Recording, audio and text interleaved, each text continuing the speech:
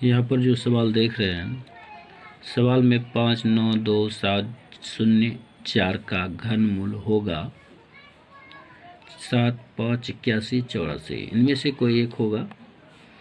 तो घनमूल अगर आप निकालने जान रहे हैं तो आप निश्चित तौर से बना ही लेंगे। लेकिन जो नहीं जान रहे हैं, मैं उनको बता दूं कि इस तरह का जो रहेगा संख्या, तो घनमूल आप 2-4 ढंग से निकाल सकते हैं, आसान से तरीके से और लॉन्ग टाइप से भी। ठीक, आपको जो समझ में आए उस तरह से आप निकाल सकते हैं और ऑप्शन पे टिक मार सकते हैं। ठीक है, तो मैं यहाँ पर बहुत ही आसान तरीक़ा से बताऊंगा, क्योंकि मेरा चैनल जो है एकदम विस्तार पूर्वक किसी भी सवाल को समझाने के लिए है, और यहाँ पर कोई भी हड़बड़ी नहीं है, कोई शॉर्टकट नहीं अपनाते हैं हम। शॉर्टकट का तरीका बहुत कम यूज करते हैं।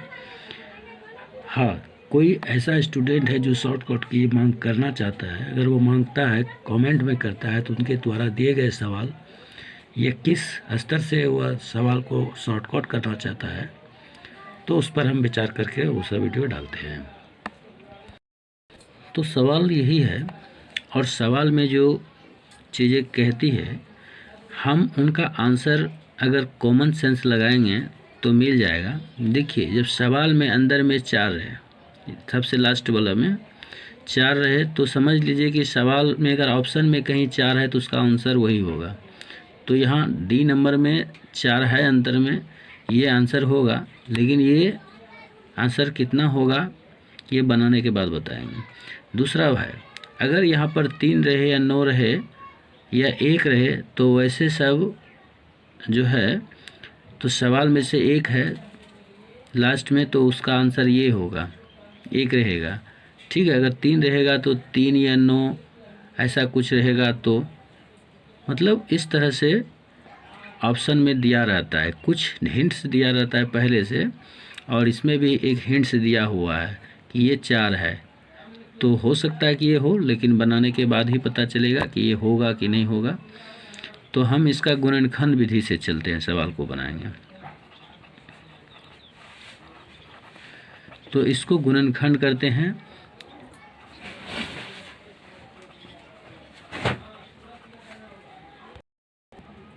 तो यहाँ पर ये गुणनखंड कर लिया है मैंने।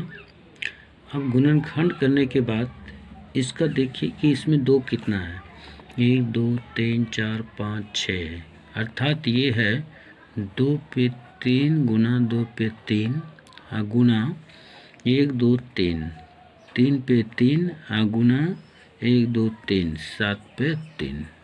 इस तरह से ये मेरा गुणनखंड हो गया है।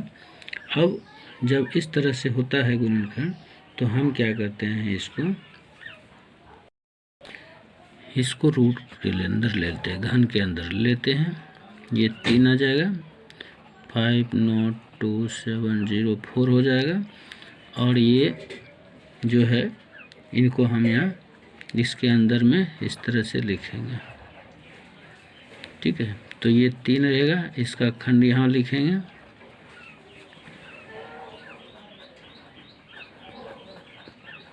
मैंने लिख लिया। अब देखिए, कहता है कि जब इसके अंदर जोड़ा लग जाएगा, 3 का जोड़ा लगेगा, तो वह क्या है, एक बाहर आ जाएगा। तो देखिए 2 है, 3 और 7 है, इतना बाहर निकल गया। और इस तरह से ये घन जो रूट के अंदर में है ये ख़त्म हो गया। तो इसको गुना कर दीजिए आप, तो 4 या 12 × 7 84। इस तरह से मेरा ऑप्शन जो है डी नंबर का सही है। तो और ये अनुमान भी मेरा बिल्कुल सही था कि वो 84 ही होना चाहिए।